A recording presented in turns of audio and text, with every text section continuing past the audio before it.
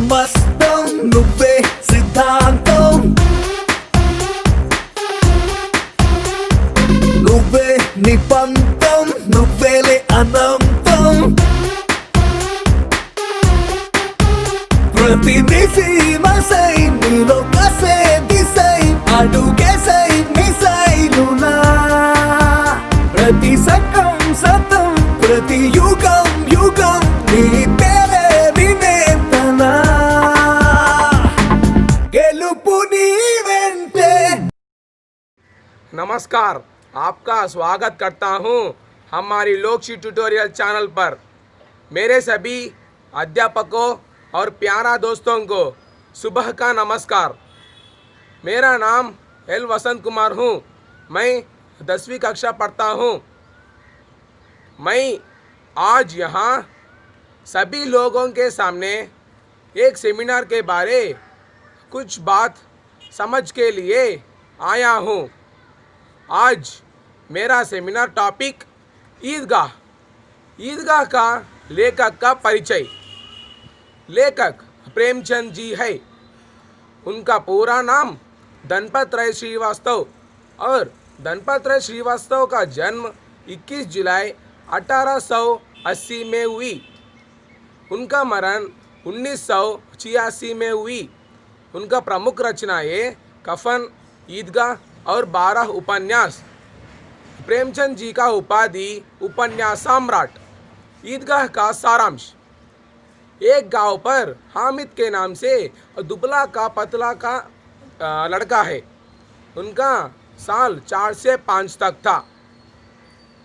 हामिद का माता और पिता गुजर गए।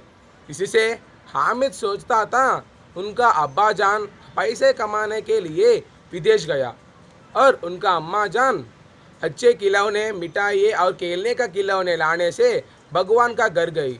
इसी से हामिद का जीवन दादी अमीना के पास रहता था। ईद के दिन हामिद और सब मित्र मिलाकर मेला गया। मेला में सब मित्र मिलाकर उनका मनपसंद खिलौने खरीदता। इसी से हामिद एक लोह दुकान पर खिलाकर एक चिमटा लिया। उनके 3 पैसे से ये चिमटा लिया।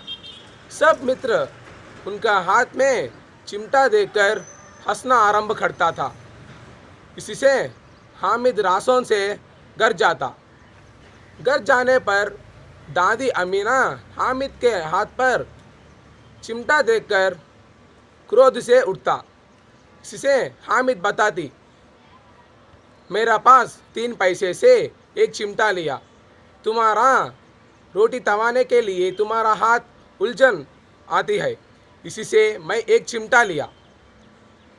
इस बात सुनकर हामिद का मन कैसे कितना प्यार कितना आलोचनात्मक प्रशंस आया है।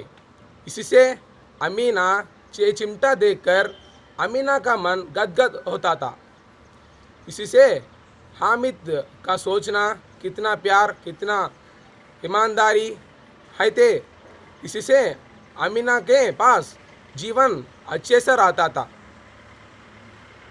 इस पाठ से हम बेड़ बुज्जों के कैसा ईमानदारी देना से पढ़ने सकता है।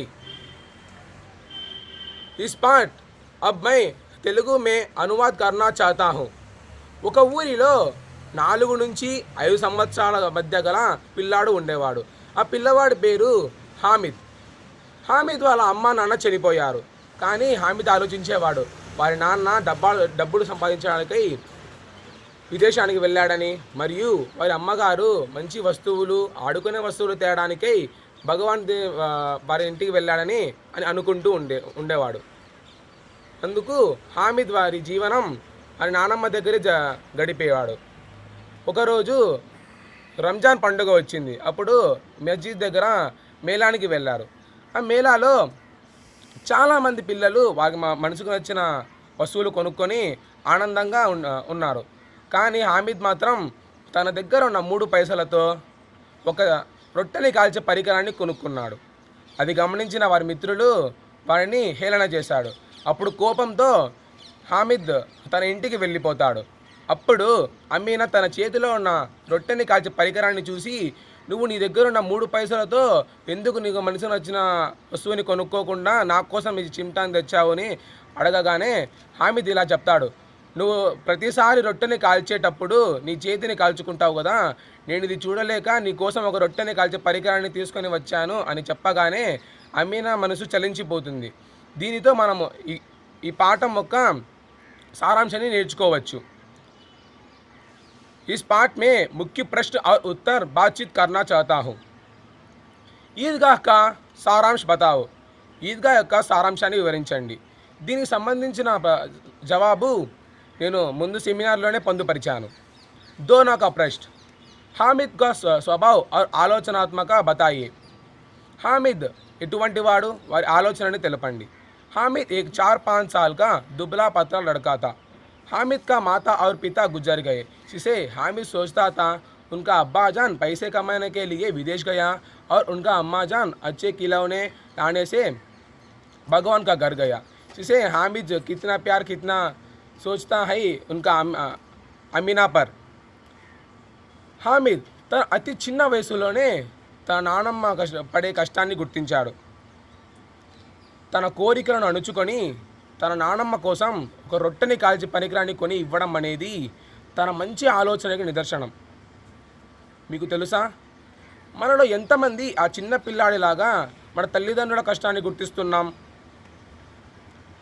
మన తల్లిదండ్రులు పండుగ నాడు వారు చినిగిపోయిన బట్టలు ధరించి మనకి మాత్రం కొత్త బట్టలు ధరిస్తున్నారు.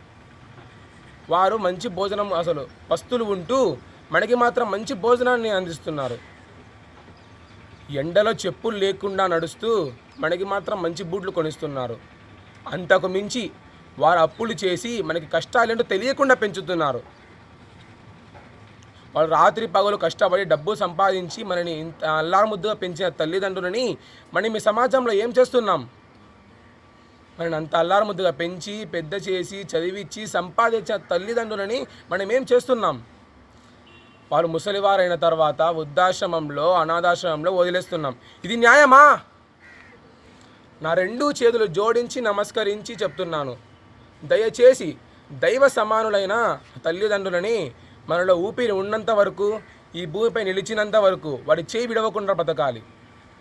मेरा सेमिनार वीडियो देखने के लिए मैं आप सबको धन्यवाद करना चाहता हूँ.